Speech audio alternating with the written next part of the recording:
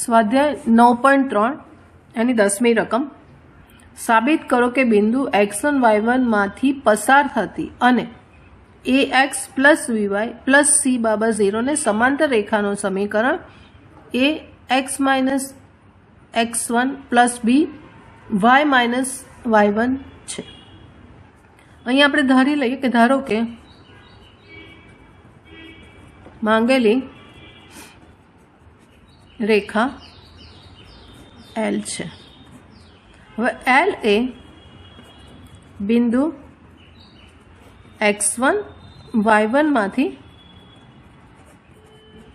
पसार थाय छे એટલે बिंदु आपणने मळी गयो।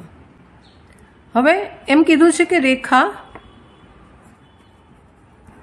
L ए रेखा ax वत्ता by प्लस c बराबर 0 ने समांतर छे माटे L नो ढाळ ए रेखा ax plus by plus c नो ढाळ छे एने सरखो थशे એટલે ढाळनी फॉर्म्युला प्रमाणे minus a upon b is equal to minus capital a upon capital b is equal to m ए रेखा L नो ढाळ थशे अने बिंदु छे x1 y1 माटे ढाळ बिंदु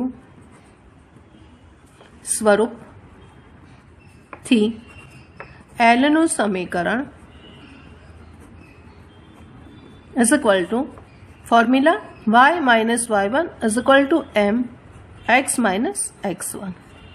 हवे बिंदु x1 ने y1 ज छे એટલે અહીંયા y1 જ રહેશે m ની જગ્યાએ minus a upon b x minus x1 सादरूप आपीए आ b ने अहींया लई लईए तो y minus y1 b is equal to minus x minus x1 a माटे आपणे जे जवाब लावવાનો છે એ અહીંયા મળી જશે a into x minus x1 plus b into y minus y1 बराबर 0 जे आपणे साबित करवानुं हतुं ए साबित थई जशे।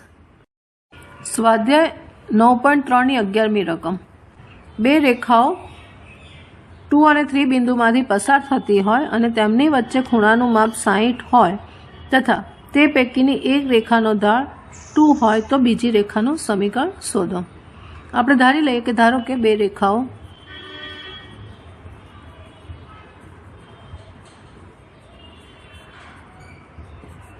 L1 અને L2 છે। તેમના ઢાળ अनुक्रमे m1 અને m2 છે। L1 નો ઢાળ m1 છે, L2 નો ઢાળ m2 છે। હવે એક રેખાનો ઢાળ આપેલો છે એટલે આપણે L1 નો m1 ઢાળ એ આપેલો છે 2 આપેલો છે। m2 નો ઢાળ શોધવાનો છે। બંને રેખા પસાર થાય છે બિંદુ 2 અને 3 જેને x1 અને y1 લઈ લઈશું। એટલે બીજી રેખા L2 શોધવાની છે જેનું બિંદુ આપેલું છે, ઢાળ નથી આપ્યો। ઢાળ શોધીશું અને ઢાળ બિંદુ ઉપરથી L2 ના સમીકરણ મળશે। હવે m2 ઢાળ શોધવા માટે અહીંયા હિટ આપી છે કે બંને રેખા વચ્ચેના ખૂણાનું માપ 60 છે। એટલે આપણે બે ખૂણા વચ્ચેનું જે ફોર્મ્યુલા છે tan આલ્ફા એટલે અહીંયા tan 60 इज इक्वल टू मानांक में m1 minus m2 upon 1 plus m1 m2 no उपयोग करीशुं अने m2 ने शोधीशुं। એટલે tan 60 એટલે √3 m1 એટલે 2 m2 શોધવાનો છે। નીચે થશે 1 प्लस 2 m2।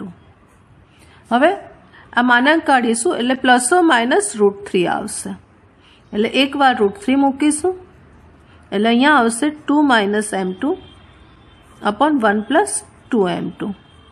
અહીંયા આવશે minus √3 is equal to 2 minus m2 upon 1 plus 2 m2। બંનેમાં સાદરૂપ આપી અને m2 શોધીશું। L2 નો ઢાળ છે શોધીશું। અહીંયા ક્રોસ ગુણાકાર કરીશું એટલે √3 plus 2 √3 m2 is equal to 2 minus m2।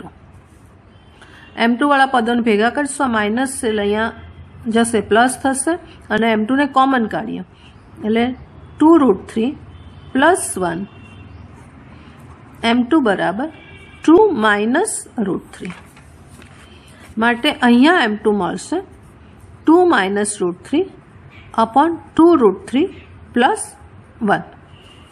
હવે અથવા બીજો m2 આપણે અહીંયા શોધીશું. અહીંયા પણ સાદુરૂપ આપીશું એટલે -√3 - 2√3 m2 = 2 - m2. m2 વાળા પદોને ભેગા કરીએ તો આ માઇનસ વાળું અહીં પ્લસ થશે એટલે 1 - 2√3 m2 કોમન = m2 વગરના પદોને આ બાજુ લઈ લે એટલે 2 અને આ માઇનસ આ બાજુ જશે +√3 માટે અહીંયા m2 મળશે m2 બરાબર 2 + √3 upon 1 - 2√3 એટલે આ આપણને રેખા L2 ના બે ઢાળ મળ્યા m2. હવે ઢાળ બિંદુ સ્વરૂપનો ઉપયોગ કરીશું અને વારાફરતી આ ઢાળને મૂકીશું માટે L2 નું સમીકરણ ઢાળ બિંદુ સ્વરૂપ y - y1 = m2 x - x1. આનો ઉપયોગ કરીશું. y1 ની જગ્યાએ 3 મૂકીશું અને x1 ની જગ્યાએ 2 મૂકીશું અને m2 વારાફરતી આપણે મૂકીશું. એટલે પહેલા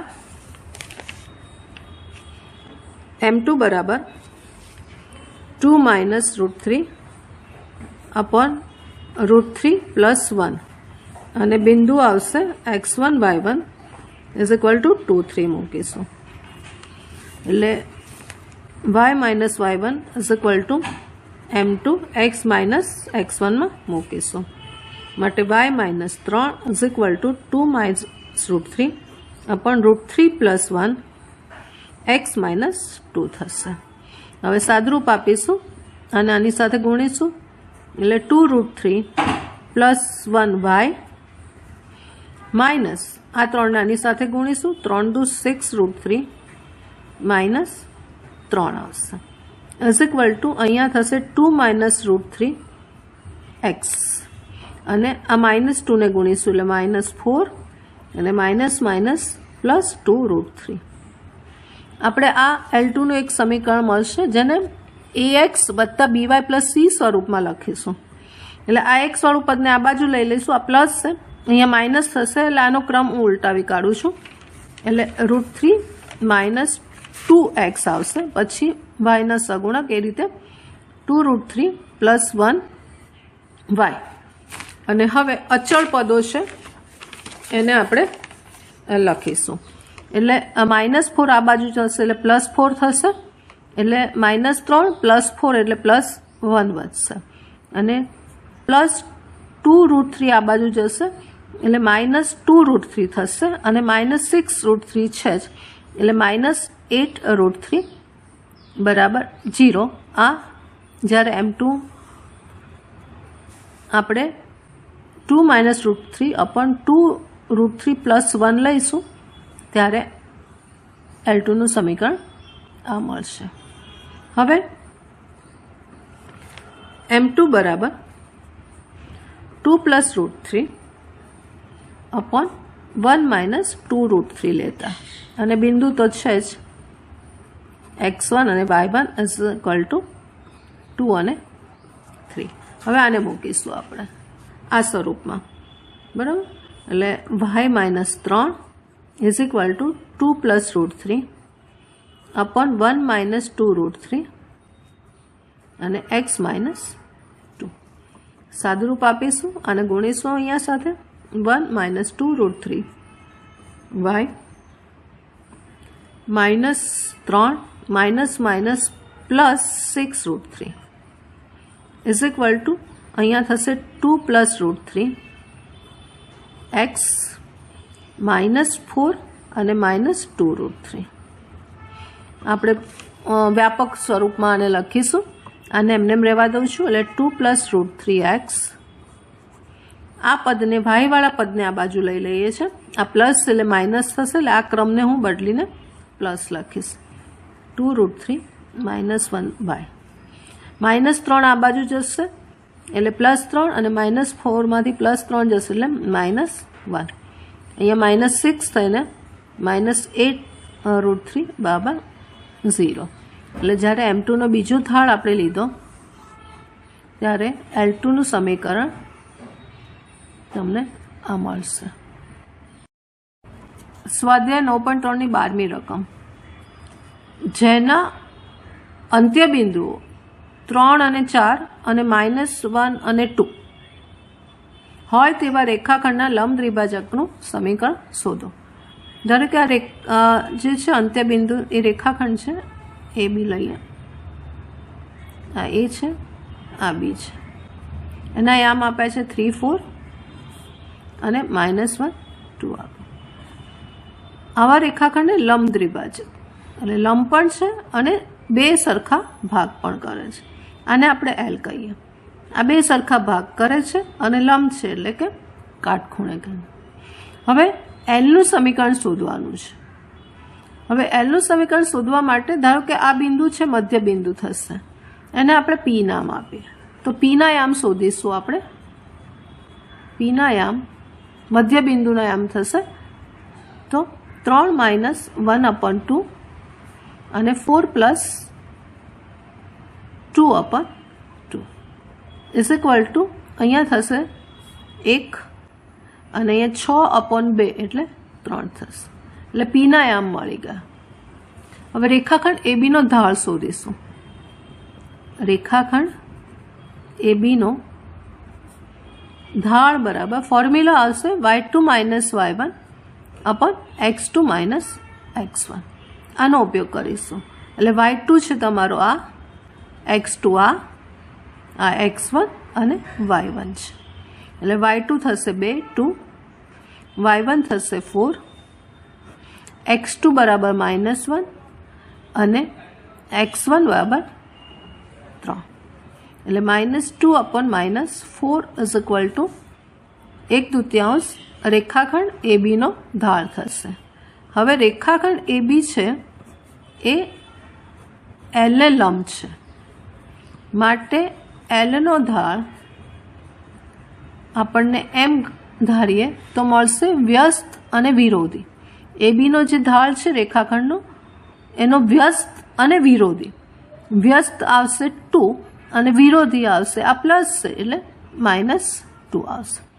એટલે આ ઢાળ મળી ગયો અને બિંદુ આપણને મળી ગયો 1 અને 3, જેના યામ આપણે x1 અને y1 તરીકે લઈશું. માટે જે રેખા L છે એ 1 અને 3 બિંદુમાંથી પસાર થાય છે અને જેનો ઢાળ -2 છે. માટે L નું સમીકરણ ઢાળ બિંદુ સ્વરૂપે આવશે.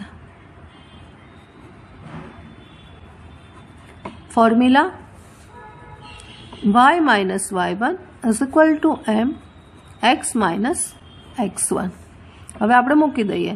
y - y1 એટલે 3 છે, P ના યામ જે શોધ્યા 3 આવશે, m એટલે -2, x - x1 એટલે 1 આવશે.